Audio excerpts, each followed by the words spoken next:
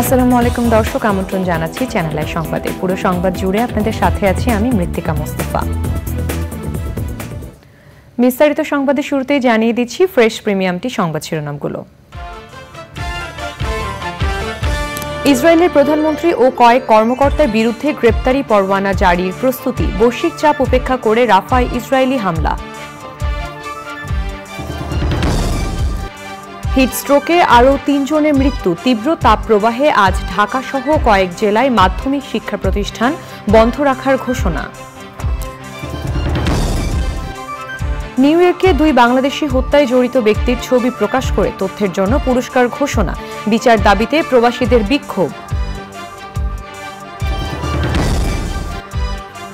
এবং ভয়াল 29শে এপ্রিল আজ 1991-এর এই দিনে প্রলয়ঙ্কারী ঘূর্ণিঝড় জলোচ্ছ্বাসে প্রাণ হারান উপকূলের 1,38,000 মানুষ।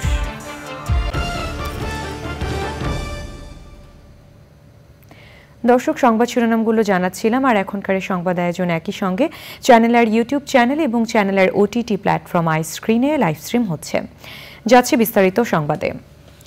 গাজায় মানবতা বিরোধী অপরাধে ইসরায়েলের প্রধানমন্ত্রী বেনিয়ামিন নেতানিয়াহু এবং কয়েকজন কর্মকর্তার বিরুদ্ধে গ্রেপ্তারি পরোয়ানা জারি করার প্রস্তুতি নিচ্ছে আন্তর্জাতিক অপরাধ আদালত আইসিসি। এমন চাপের মধ্যেও গাজার রাফায় ইসরায়েলি হামলায় 24 ঘণ্টায় আরও 66 ফিলিস্তিনি নিহত হয়েছেন। গাজায় ইসরায়েলি হামলার প্রতিবাদে যুক্তরাষ্ট্রের বিভিন্ন বিশ্ববিদ্যালয়ে বিক্ষোভ অব্যাহত রয়েছে। আন্দোলন দমাতে শত শত বিক্ষোভকারীকে গ্রেপ্তার করেছে মার্কিন পুলিশ।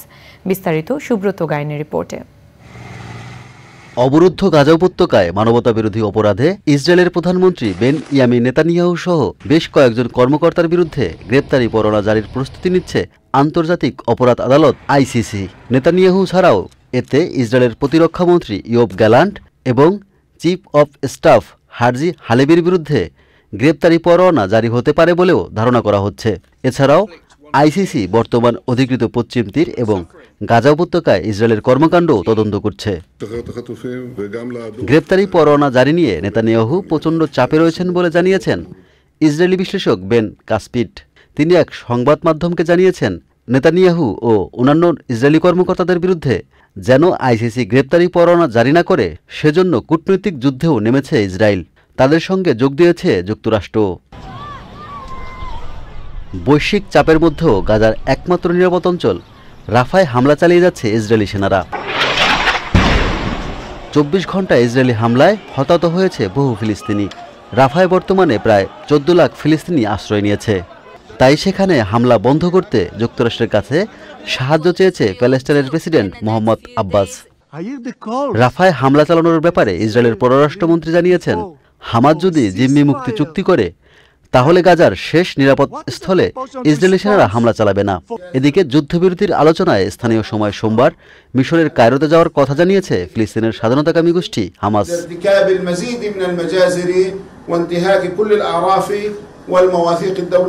এদিকে গাজার ইসরায়েলি হামলার প্রতিবাদে যুক্তরাষ্ট্রের বিভিন্ন বিশ্ববিদ্যালয় ক্যাম্পাসে বিক্ষোভ অব্যাহত রেখেছে ফিলিস্তিনপন্থীরা। এতে কমপক্ষে 550 বিক্ষোভকারীকে গ্রেপ্তার করেছে যুক্তরাষ্ট্র পুলিশ। এছাড়াও এই আন্দোলন ছড়িয়ে পড়েছে অস্ট্রেলিয়ার বিভিন্ন বিশ্ববিদ্যালয়ে। সেখানে তাঁবু গেড়ে ক্লাস পরীক্ষা বর্জন করে প্রতিবাদ করছে বিক্ষোভকারীরা। Subrata Gain, channel I.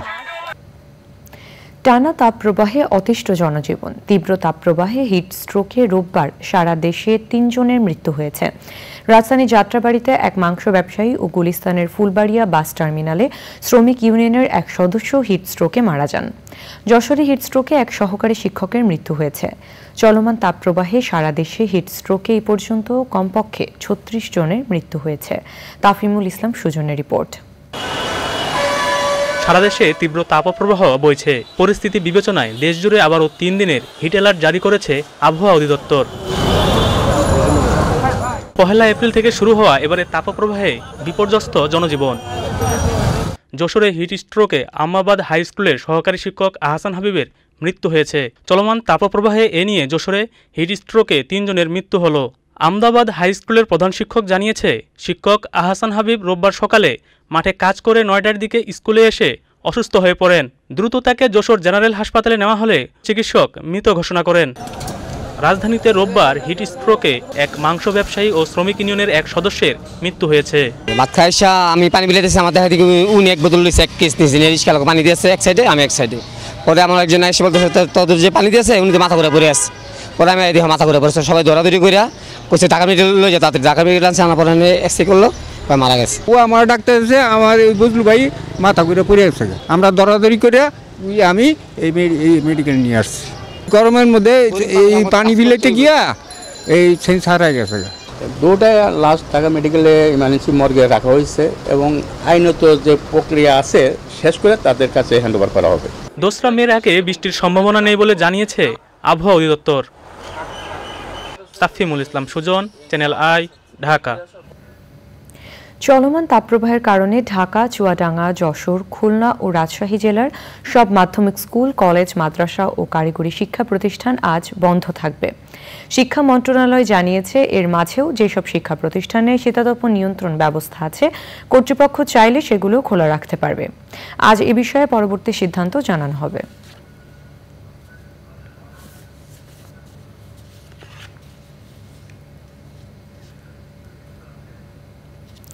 তেত্রিশ বছর পূর্ণ হলো ভয়াল সেই 29 এপ্রিলের।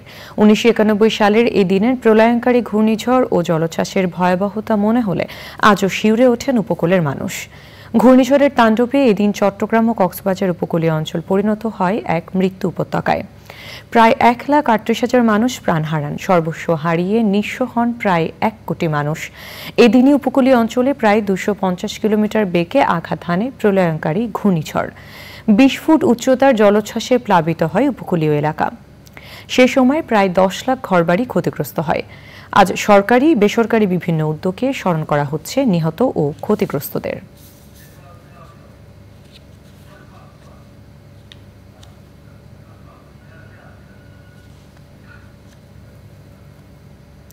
যুক্তরাষ্ট্রের নিউ ইয়র্কের বাফেলোতে 2 বাংলাদেশি হত্যায় জড়িতদের একজনের ছবি প্রকাশ করেছে পুলিশ। ওই ব্যক্তি সম্পর্কে তথ্য দিতে $7,500 মার্কিন পুরস্কার ঘোষণা করা হয়েছে। স্থানীয় সময় রোববার বাফেলোতে বাবুল মিয়া ও আবু ইউসুফ নামে 2 প্রবাসী বাংলাদেশি বন্দুকধারীর গুলিতে নিহত হওয়ার প্রতিবাদ বিক্ষোভ সমাবেশ হয়েছে। বাফেলো মুসলিম সেন্টারে আয়োজিত বিক্ষোভে অংশ নেন প্রবাসী বাংলাদেশিরা। সমাবেশে বক্তৃতা করেন বাফেলো সিটি মেয়র ব্রাউন এবং পুলিশ কমিশনার জোসেফ এ গ্রামাগোলিয়া। তারা এই ঘটনার নিন্দা জানিয়ে উপযুক্ত বিচার হবে বলে আশা প্রকাশ ব্যক্ত করেন।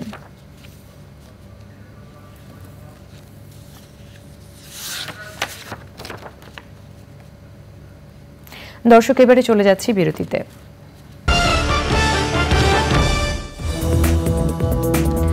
দর্শক, ফিরে এলাম বিরতির পর। দিনাজপুরে বিরল উপজেলার আজিমপুর ইউনিয়ন পরিষদ নির্বাচনের ভোট গণনার পর 2 ইউপি সদস্য প্রার্থীর সমর্থকদের মধ্যে উত্তেজনাকে কেন্দ্র করে পুলিশের গুলিতে একজনের মৃত্যু হয়েছে। এই ঘটনায় কয়েকজন পুলিশ সদস্য সহ আহত হয়েছে কমপক্ষে 12 জন। রোববার রাত 8:30টার দিকে বিরল উপজেলার সিঙ্গুল হামিদা উচ্চ বিদ্যালয় ভোট কেন্দ্রে এই ঘটনা ঘটে। নিহত ব্যক্তির নাম মোহাম্মদ আলী কাচুয়া। তিনি নির্বাচনের সদ্য বিজয়ী ইউপি সদস্য প্রার্থী জোবাইদুর রহমানের চাচা বলে জানিয়েছে পুলিশ। এদিকে এলাকায় উত্তেজনা বিরাজ করলে পুলিশের পাশাপাশি বিজিবিও মোতায়েন করা হয়। এছাড়া এই ঘটনার তদন্তে কমিটিও গঠন করা হয়েছে।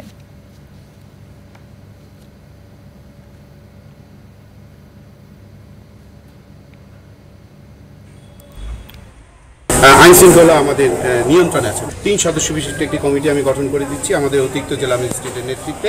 সেখানে পুলিশ এবং আনসারের প্রতিনিধি থাকবেন এবং এই কমিটি আগামী 3 দিনের মধ্যে এই তদন্ত করে এই ঘটনার বিষয়ে একটা প্রতিবেদন সরকারের নিকট দাখিল করবে। এবারে নিটুল টাটা কৃষি সংবাদ।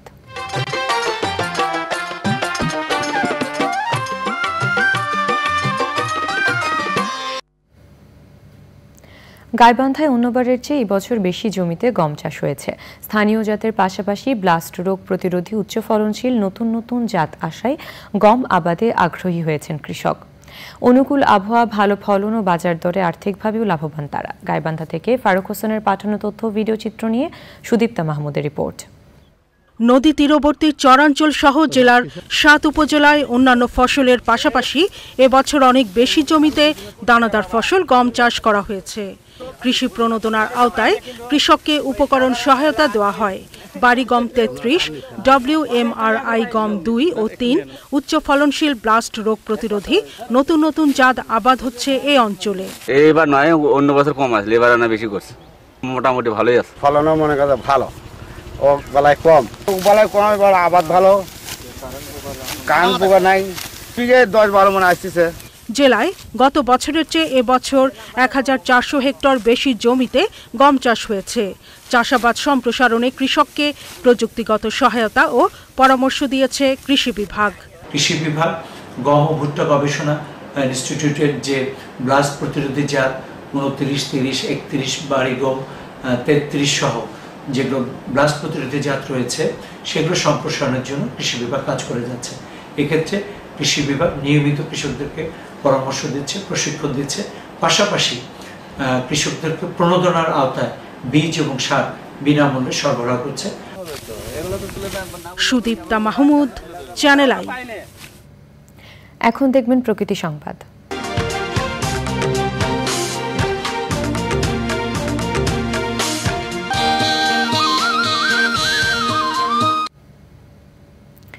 অতিরিক্ত আহরণ ও ডিম ধ্বংসের কারণে বিলুপ্তির পথে কাছিম। সাগরের পরিবেশ প্রতিবেশ ঠিক রাখতে কাছিম সংরক্ষণে উদ্যোগ নিয়েছে বন বিভাগ।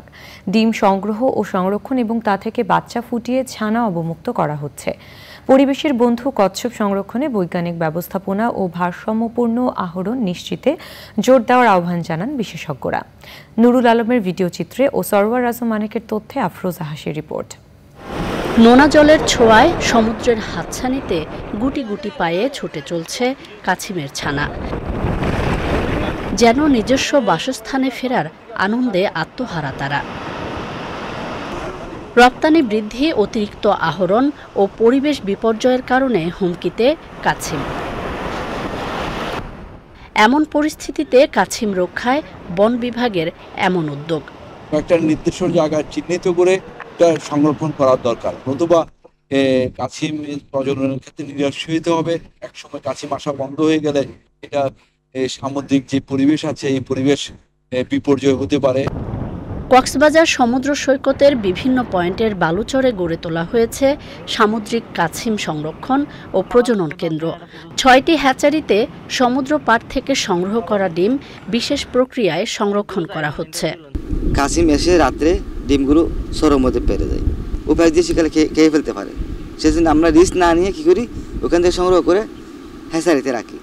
আরেকদিন পরে বাচ্চাগুলো যখন বের হয় তখন ওগুলো আমরা সমুদ্রে অবমুক্ত করে দিই। এগুলো রক্ষা করার ক্ষেত্রে অনেক ধরনের থ্রেট রয়েছে। এটার জন্য আমাদের একটা পলিটিক্যাল কমিটমেন্ট দরকার।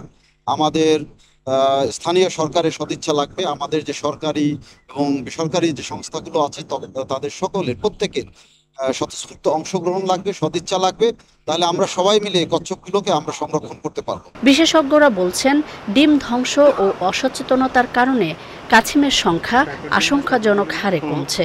পরিস্থিতি উত্তরণে এমন উদ্যোগ বাড়ানোর উপর জোর দিতে হবে। যখন ফিশিং নেটের মধ্যে আটকে যাচ্ছে তখন ওখানে কোনো ধরনের টার্টেল এক্সপ্লোরার যে ডিভাইস সেটা ইউজ করা হচ্ছে না, যার জন্য আটকে যাওয়ার কারণে এগুলো মারা যাচ্ছে। সাগরের পরিবেশ রক্ষায় কাছিম সহ সামুদ্রিক প্রাণীর বিষয়ে মানুষের আরও সচেতনতা তৈরির বিকল্প নেই বলছেন পরিবেশবিদরা। আফরোজা হাসি, প্রকৃতি ও জীবন ডেস্ক, চ্যানেল আই। এবারে খেলার খবর।